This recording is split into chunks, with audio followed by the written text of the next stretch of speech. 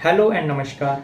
स्वागत है आपका हमारे 77 इंडिपेंडेंस डे स्पेशल एपिसोड में।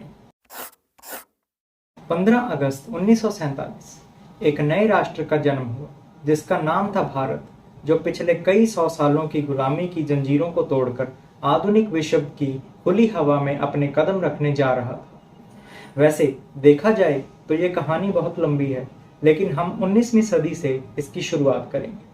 तो 19वीं सदी आते आते भारत पर ब्रिटिश हुकूमत का राज हो गया था।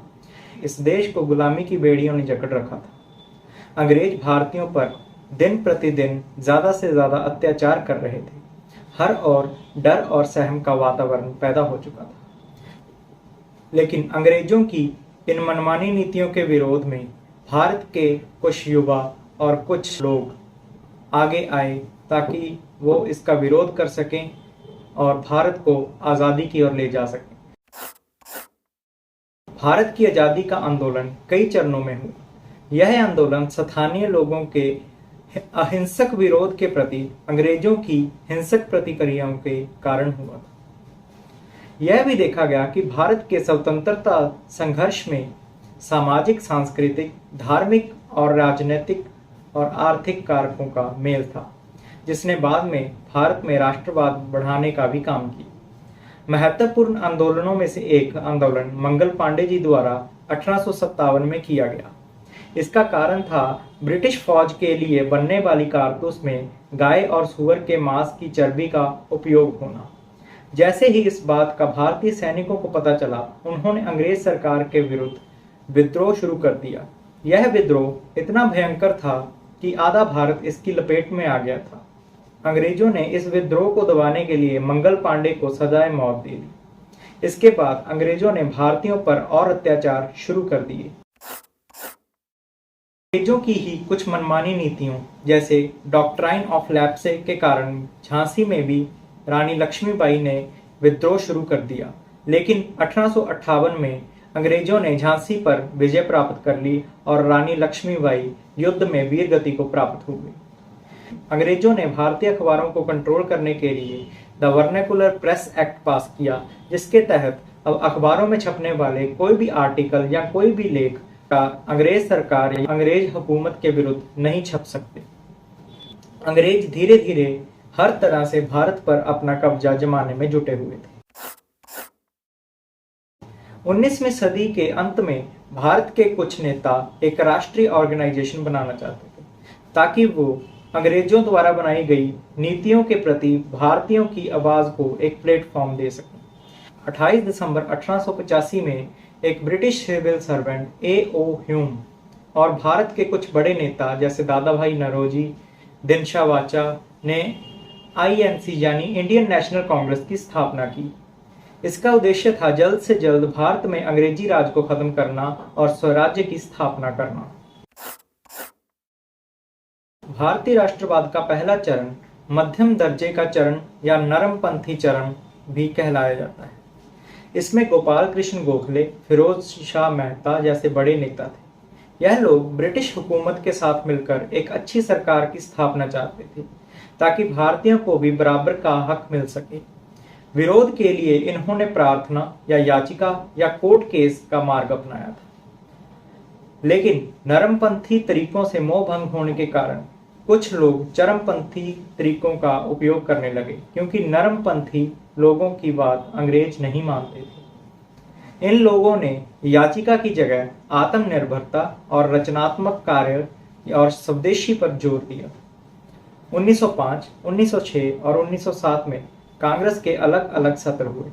जब इन सत्रों में लिए जाने वाले फैसलों पर अंग्रेज सरकार द्वारा ज्यादा ध्यान ना दिया गया तो कांग्रेस में विभाजन शुरू हो गया, जिसे सूरत स्प्लिट के नाम से भी जाना जाता है। 1913 में लाला हरदयाल ने गदर आंदोलन शुरू किया।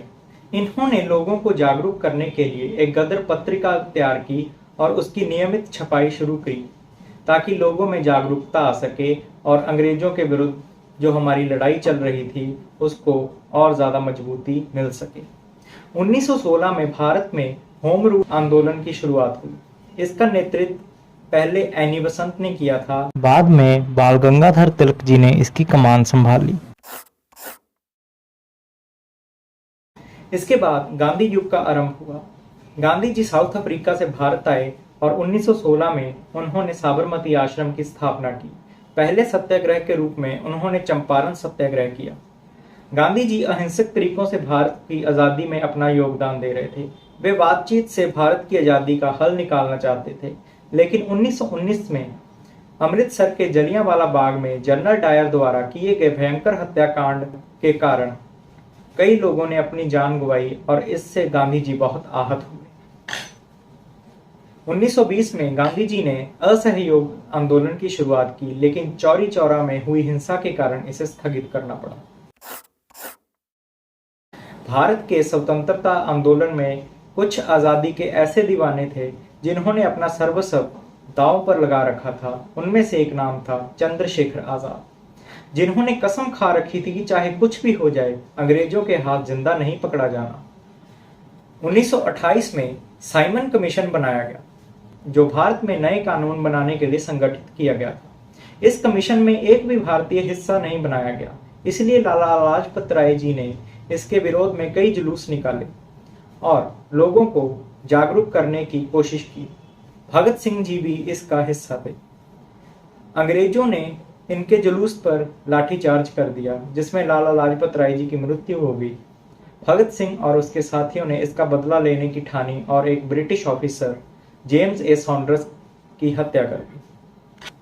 23 मार्च 1931 को लाहौर कॉन्स्पिरेसी केस में भगत सिंह और उसके साथियों को फांसी की सजा दी गई, जिसके कारण अब भारतीयों ने ठान लिया था कि अंग्रेजों को किसी भी हालत में भारत से बाहर निकालना ही होगा। 1930 में अंग्रेजों ने नमक पर अत्यधिक कर लगा दिया। इसके बाद गांधी जी ने इस एक्ट के विरुद्ध डांडी मार्च शुरू किया, जहां उन्होंने समुद्र के किनारे जाकर नमक बनाया। 1928 में स्वराज्य के लिए मोतीलाल नेहरू के नेतृत्व में एक नेहरू रिपोर्ट अंग्रेजों को पेश की गई, जिस पर अंग्रेजों ने असहमति प्रगटाई। इसके विरोध में इंडियन नेशनल कांग्रेस ने 26 जनवरी 1930 को पूर्ण स्वराज की घोषणा कर दी और उन्होंने अपना पहला आज़ादी दिवस मनाया। इसके बाद राउंड टेबल कॉन्फ्रेंसेस हुई, लेकिन कोई नतीजा न आने पर यह निष्कर्ष नहीं निकाला जा सका कि भारत में स्वराज्य की मांग उचित है या नहीं। 1931 में गांधी जी और इरविन के बीच एक समझौता हुआ, जिसमें अंग्रेज चाहते थे कि Gandhi ji civil disobedience movement को खत्म करें और राउंड टेबल कॉन्फ्रेंस में हिस्सा बने, और गांधी जी चाहते थे कि अंग्रेज सरकार पॉलिटिकल प्रिजनर्स को रिहा कर दें। इसके बाद 1932 में बी.आर. अम्बेडकर और महात्मा गांधी जी के बीच पूना पैक्ट हुआ, जिसमें बी.आर. अम्बेडकर चाहते थे कि भारत के चुनाव में दलितों को भी रिप्रेजेंटेशन मिले। गांधी जी इस बात पर सहमत हो गए और पूना पैक्ट सक्सेसफुल हुआ। 1942 में द्वितीय विश्व युद्ध के मिलिट्री के सैनिक चाहते थे वो भी अपना योगदान भारत की आजादी में दें, इसीलिए मोहन सिंह जी की नेतृत्व में आजाद हिंद फौज का निर्माण हुआ। बाद में इसकी कमान नेताजी सुभाष चंद्र बोस के हाथ में आई।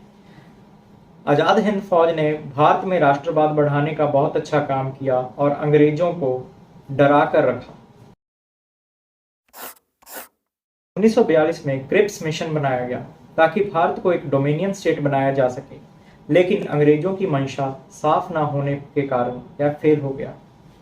1942 में अगस्त मूवमेंट या भारत छोड़ो आंदोलन की शुरुआत हुई, जिसमें गांधी जी चाहते थे कि अहिंसक तरीकों से अंग्रेजों को भारत से निकाला जाए, लेकिन अंग्रेजों ने इसको दबाने के लिए हिंसक साधनों का प्रयोग किया, जिसके कारण यह एक विद्रोह में बदल गया। उसके बाद गांधी जी ने करो या मरो का नारा दिया, जिसके बाद कई हिंसक झड़पें भी हुई।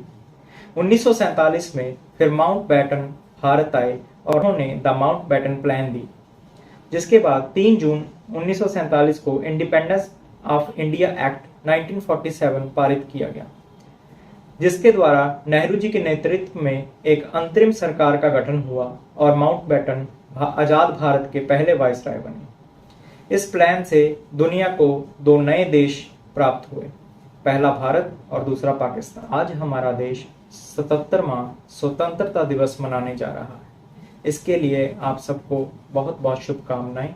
और आपको हमारी जानकारी कैसी लगी? अगर अच्छी लगी तो लाइक, शेयर और सब्सक्राइब ज़रूर करें। बाकी के अपडेट्स के लिए जुड़े रहें हमारे साथ। Thank you.